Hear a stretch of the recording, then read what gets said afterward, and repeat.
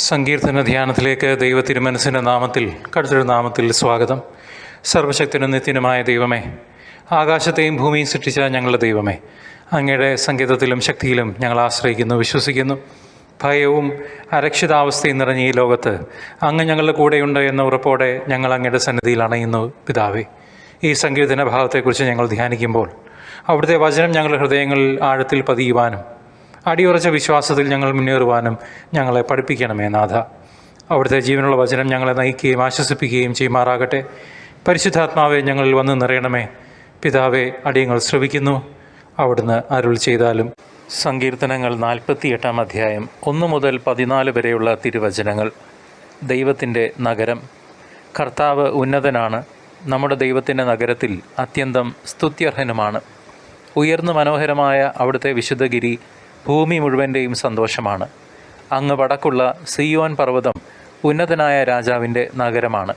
അതിൻ്റെ കോട്ടകൾക്കുള്ളിൽ ദൈവം സുനിശ്ചിതമായ അഭയകേന്ദ്രമായി വെളിപ്പെട്ടിരിക്കുന്നു. ഇതാ രാജാക്കന്മാർ സമ്മേളിച്ചു, അവർ ഒത്തൊരുമിച്ച് മുന്നേറി. സിയോനെ കണ്ട് അവർ അമ്പരന്നു. പരിഭ്രാന്തരായ അവർ പലായനം ചെയ്തു. അവിടെ വച്ച് അവർ ഭയന്നു വിറച്ചു. ഈറ്റുനോവിനൊത്ത കഠിനവേദന അവരെ ഗ്രസിച്ചു. കിഴക്കൻ കാറ്റിൽപ്പെട്ട താർഷീഷ് കപ്പലുകളെ പോലെ അവർ തകരുന്നു. നാം കേട്ടതുപോലെ തന്നെ സൈന്യങ്ങളുടെ കർത്താവിൻ്റെ നഗരത്തിൽ നാം കണ്ടു. ദൈവം എന്നേക്കുമായി സ്ഥാപിച്ചിരിക്കുന്ന അവിടുത്തെ നഗരത്തിൽ തന്നെ. ദൈവമേ, അങ്ങയുടെ ആലയത്തിൽ ഞങ്ങൾ അങ്ങയുടെ കാരുണ്യത്തെ ധ്യാനിച്ചു. ദൈവമേ, അങ്ങയുടെ നാമമെന്ന പോലെ തന്നെ അങ്ങയുടെ സ്തുതികളും ഭൂമിയുടെ അതിരുകളോളം എത്തുന്നു. അവിടുത്തെ വലം കൈ വിജയം കൊണ്ട് നിറഞ്ഞിരിക്കുന്നു. സിയോൻ മല സന്തോഷിക്കട്ടെ. അങ്ങയുടെ ന്യായവിധികൾ മൂലം യൂദായുടെ പുത്രിമാർ ആഹ്ലാദിക്കട്ടെ. സിയോനു ചുറ്റം സഞ്ചരിക്കുവിൻ, അതിന് പ്രദക്ഷിണം വയ്ക്കുവിൻ, അതിൻ്റെ ഗോപുരങ്ങൾ എണ്ണുവിൻ, അതിൻ്റെ കൊത്തളങ്ങളെ ശ്രദ്ധിക്കുകയും കോട്ടകളെ നടന്നു കാണുകയും ചെയ്യുവിൻ. ഇവിടെയാണ് ദൈവം. ഈ ദൈവമാണ് എന്നേക്കുമുള്ള നമ്മുടെ ദൈവം. അവിടുന്ന് എന്നും നമ്മെ നയിക്കുമെന്ന് വരും തലമുറയോട് പറയാൻ വേണ്ടി തന്നെ. ദൈവജനമേ, മഹാരാജാവിൻ്റെ നഗരം എന്ന പ്രതീകത്തിലൂടെ സങ്കീർത്തനം 48-ാം അധ്യായം ദൈവസന്നിധിയുടെ ഉറപ്പും സഭാജീവിതത്തിൻ്റെ സൗഭാഗ്യവും വെളിപ്പെടുത്തുന്ന ഭാഗമാണ്. യെരുശലേമിൻ്റെ മതിലുകളും ഗോപുരങ്ങളും വിശ്വാസിയുടെ ഹൃദയത്തിൽ ദൈവം തന്നെയാണെന്ന് സ്മരിപ്പിക്കുന്നു. കത്തോലിക്ക സഭയുടെ കാഴ്ചപ്പാടിൽ ഇത് ഭൂമിയിലെ സഭയെ, അതിലപ്പുറം സ്വർഗീയ യെരുശലേം എന്ന ശാശ്വത രാജ്യത്തിനെ അടയാളപ്പെടുത്തുന്നു.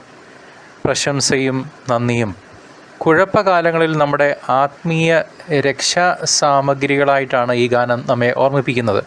ദൈവസാന്നിധ്യം തന്നെയാണ് നമ്മുടെ സുരക്ഷ. മനുഷ്യനിർമ്മിതമായ കെട്ടിടങ്ങൾ അല്ല നമ്മുടെ സുരക്ഷാ കേന്ദ്രം.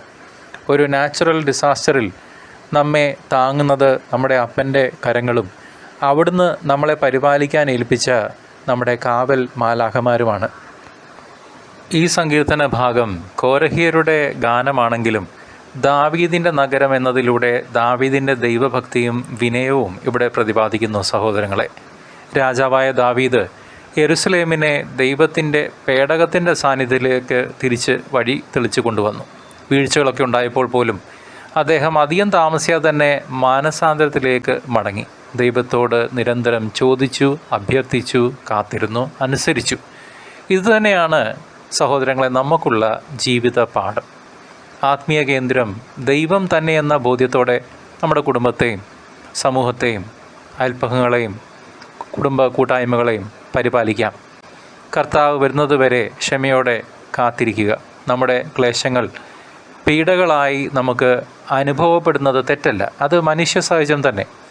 നമ്മെ അത്യധികം വെണ്മയുള്ളവരാക്കി തീർക്കാൻ ദൈവം ഒരുക്കുന്ന സഹന തീച്ചൂളയിൽ കൂടി നാം സംയമനത്തോടെ കടന്നു പോകുന്നത് നിത്യരക്ഷ പ്രാപ്തിക്ക് വേണ്ടി തന്നെയാണ്, ഒരു സംശയവും വേണ്ട.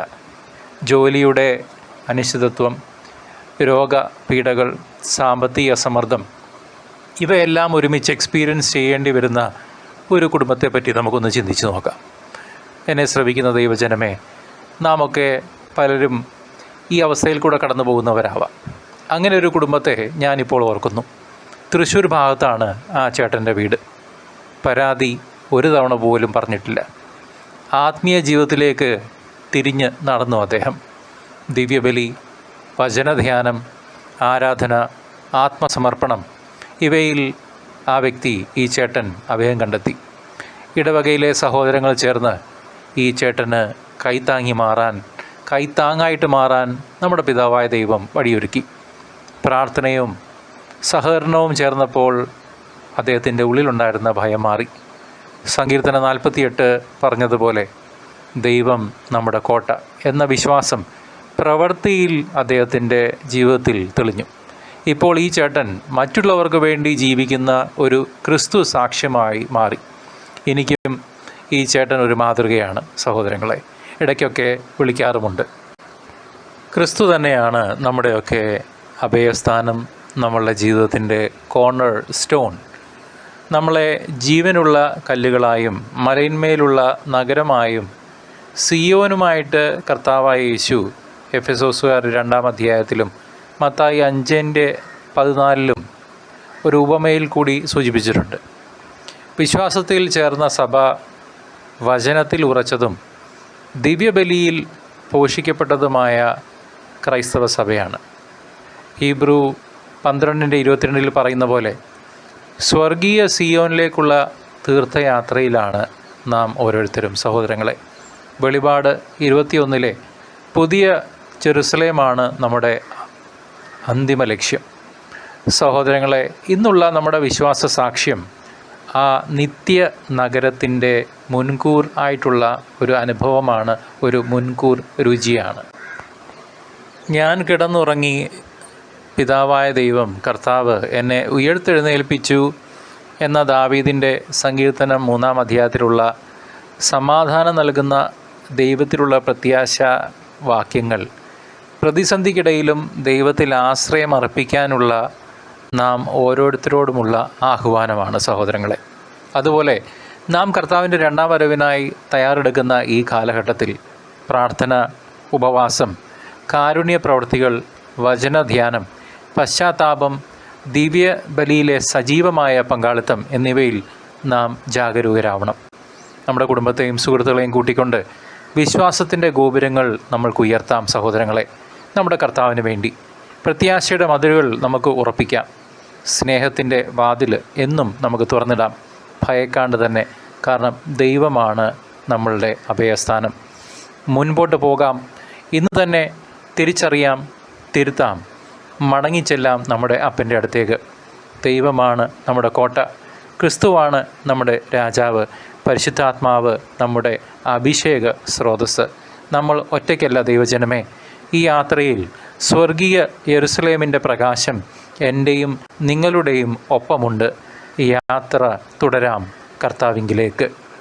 കാരുണ്യവാനും സ്നേഹവാനുമായ ദൈവമേ, സങ്കീർത്തനം 46-ാം അധ്യായത്തിലൂടെ ഞങ്ങൾ കർത്താവായ യേശുക്രിസ്തുവിൻ്റെ അനുശാസനങ്ങളിലൂടെയും അങ്ങ് ഞങ്ങൾക്ക് നൽകിയ ആശ്വാസത്തിനും ശക്തിക്കും ഞങ്ങൾ നന്ദി പറയുന്നു. വെറുതെ ഇരുന്നാൽ മതി, അങ്ങ് ഞങ്ങൾക്ക് വേണ്ടി യുദ്ധം ചെയ്യും എന്ന അവിടുത്തെ ഉറപ്പ് ഞങ്ങളുടെ ഹൃദയങ്ങളിൽ നിറയട്ടെ. കൊച്ചു കുഞ്ഞുങ്ങളെപ്പോലെ ഹൃദയശുദ്ധിയോടെ അങ്ങയെ അന്വേഷിക്കാനും അങ്ങയുടെ കൽപ്പനകൾ പാലിക്കുവാനും ഞങ്ങളെ സഹായിക്കണമേ. ഞങ്ങളുടെ അപ്പനായ അങ്ങയുടെ ശബ്ദം കേൾക്കാൻ ഞങ്ങളെ പഠിപ്പിക്കണമേ. ഞങ്ങളുടെ കർത്താവായ യേശുക്രിസ്തുവിൻ്റെ 2-ാം വരവിനായി കൊതിയോടെ ഞങ്ങൾ കാത്തിരിക്കുമ്പോൾ കുലുങ്ങാത്ത വിശ്വാസത്തോടെ ജീവിക്കുവാനും അങ്ങയുടെ സ്നേഹത്തിന് സാക്ഷികളാകുവാനും ഞങ്ങൾക്ക് കൃപ നൽകണമേ ദൈവമേ.